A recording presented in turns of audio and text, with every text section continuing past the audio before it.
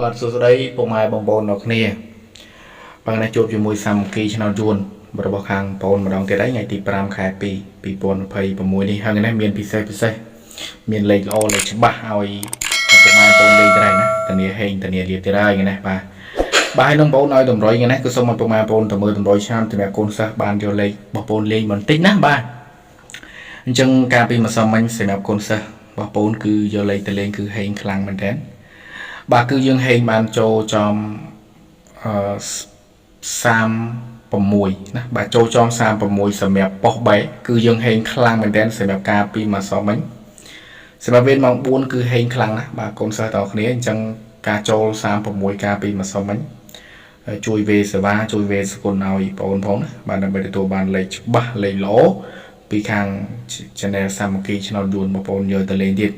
យើងហេងខ្លាំងបាទ36ហ្នឹងគឺយើងហេងខ្លាំងមែនតើចូលចំសាហាវមែនតើការពីម្សិលមិញនេះហើយចំពោះថ្ងៃនេះវិញថ្ងៃទី5នេះក៏មានតម្រុយល្អច្បាស់ឲ្យពុកម៉ែបងប្អូនលេងបាទដែលចូលចិត្តតាមដាននៅ channel Facebook ក៏ដូចជា YouTube បងប្អូន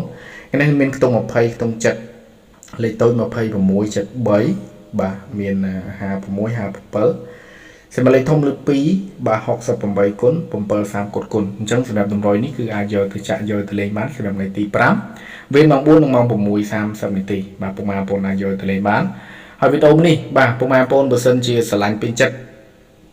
នៅតម្រុយឆ្នោតយួនដែលបងប្អូនធ្វើឡើងនេះបាទចុចសញ្ញា share ឲ្យបងប្អូនម្នាក់មួយចុចសញ្ញា like ឬក៏ឲ្យបេះដូងបងប្អូនម្នាក់មួយបើសិនជាស្រឡាញ់ការធ្វើតម្រុយឆ្នោតយួនបងប្អូនហើយក្នុង YouTube កុំភ្លេចចុចសញ្ញាជាវសញ្ញាកណ្ដឹងឲ្យបងប្អូនម្នាក់មួយផងដែរបាទដើម្បីទទួលបានលេខច្បាស់លេខល្អពីបងប្អូនយកទៅលេងទៀតបាទហើយពុកម៉ែបងប្អូនអង្គពុំមីងដែលចង់បានលេខដែលមានភាគរយល្អ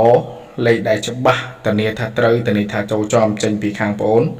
ថ្ងៃនេះគឺមានលេខច្បាស់ខ្លាំងល្អខ្លាំងសម្រាប់វេនម៉ោង4និងម៉ោង6សម្រាប់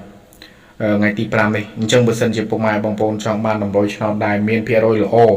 ចាក់ទៅធានាថាត្រូវចាក់ទៅធានាថាហេងណាបាទឆាតមក Facebook បងប្អូនបានដែលមានឈ្មោះថាសាមគ្គីឆ្នោតយួនឬក៏តាក់ទងមកលេខ09786 10/868